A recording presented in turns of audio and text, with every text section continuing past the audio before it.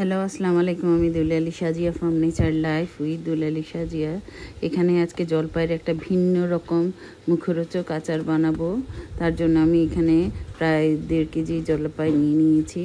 জলপাইগুলিকে ভালো করে ধুয়ে শুকিয়ে এভাবে করে ছুরি দিয়ে বা বটি দিয়ে যত চিকন পারেন কেচে কেচে নেবেন। দেখুন আমি কিভাবে করছি। আমি কিন্তু পুরা কেটে ফেলছি না, এক পাশ দিয়ে একবার করছি, আবার আরেক পাশ ঠিক একইভাবে করছি। রিংয়ের মতো অনেকটা করে করে আমি সবগুলো জলপাইকে এভাবে একটা একটা করে কেটে নেব। তো আপনারা কে কোথা থেকে দেখছেন অবশ্যই, যদি লাইক বাটনটা প্রেস না করেন অবশ্যই প্রেস করে দিবেন এবং অবশ্যই বলবেন পুরা ভিডিওটা না টেনে দেখবেন। আর আমিও সবার ভিডিও ফুল দেখি, কখনো স্কিপ করি না বা টেনে দেখি না। আশা করি আপনারাও এভাবে দেখবেন। দেখুন কিভাবে জলপাইটা আমি কেচে নিয়েছি। এখন আমি এখানে প্রতি আধা কেজিতে 1 কাপ পরিমাণ চিনি দিয়ে দিয়েছি। আপনারা চিনিটা চাইলে আপনাদের স্বাদ অনুযায়ী দিতে পারেন। এখানে আমি 3 কাপ চিনি দিয়েছি টোটাল, কারণ আমার 1.5 কেজি জলপাই। দিয়ে আমি 1 কাপ ভিনেগার দিয়ে, সাদা ভিনেগার দিয়ে এই জলপাইটা ভিজিয়ে রেখেছি প্রায় 2 ঘন্টার মতো।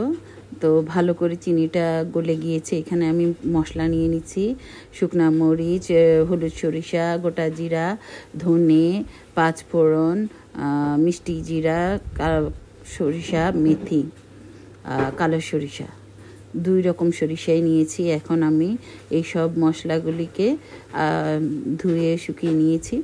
এখন আমি ভেজে নিচ্ছি, ভালো করে টেলে নিচ্ছি। আপনারা আপনাদের দেখুন কত সুন্দর করে ধুয়ে নিলে হয় কি, বিভিন্ন ময়লা থাকে ওগুলি সুন্দর চলে যায় এবং পরিষ্কার পরিচ্ছন্ন থাকে। তেলে একটু ঠান্ডা করে তারপর আমি ব্লেন্ড করে নিচ্ছি সবগুলি মশলা একসাথে, কারণ এই মশলাগুলি দিয়ে আমি আচার বানাবো। দেখুন কিভাবে গলে গিয়েছে, চিনিগুলি গলে পানির মতো হয়ে গিয়েছে। আমি এখন একটি প্যানে ঢেলে দিয়েছি। আমি 1 চা চামচ হলুদের গুঁড়ো এবং 2 চা চামচের মতো মরিচের গুঁড়ো দিয়ে দিয়েছি, স্বাদ মতো লবণ, আর থেতো করে রাখা কিছু রসুন দিয়ে দিয়েছি। এইভাবেই আমি এখন সিদ্ধ বসিয়ে দিব আচারটা, একদম তেল ছাড়া। একেবারে খুবই সহজ উপায়ে এত সুন্দর মুখরোচক আচার আপনারা একবার হলেও বানিয়ে খেয়ে থাকবেন, খেয়ে দেখবেন যে ফিদা হয়ে যাবেন। এখানে আমি কয়েকটা শুকনা মরিচ দিয়ে দিয়েছি গোটা। আর আচার শুকনা মরিচ গুলি দিলে হয় কি, দেখতেও সুন্দর লাগে, পরে আপনারা যখন আচার নিয়ে তুলে খাবেন তখন ভাল লাগবে। এখানে আমার থেতো করে রাখা, দরদরা করে মশলা করে রাখা মশলা আমি এখানে 2 টেবিল চামচ দিয়ে দিয়েছি। চিলি ফ্লেক্স আমি দিয়ে দিয়েছি 1 চা চামচ, দিয়ে ভালো করে নেড়ে চেড়ে দিচ্ছি। এখানে কিন্তু আমি মশলাগুলি এখন এই পর্যায়ে দিয়ে ভালো করে চিনির পানিটা, ভিনেগারটা পুরা টানিয়ে নিব।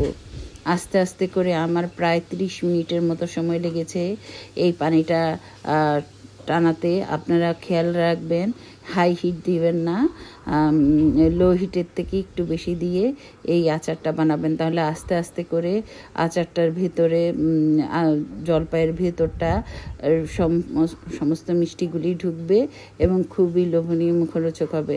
এখন হয়ে আসছে, আমি আবার 1 টেবিল চামচ দরদরা মশলা দিয়ে নেড়ে চেড়ে উঠিয়ে নিয়েছি। দেখুন আমার আচারগুলি হয়ে গেছে।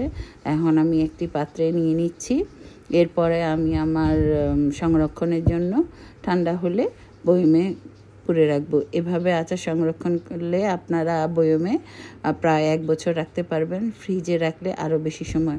আমি গরমই ট্রাই করার চেষ্টা করেছি, এত তুলতুলে নরম হয়েছে।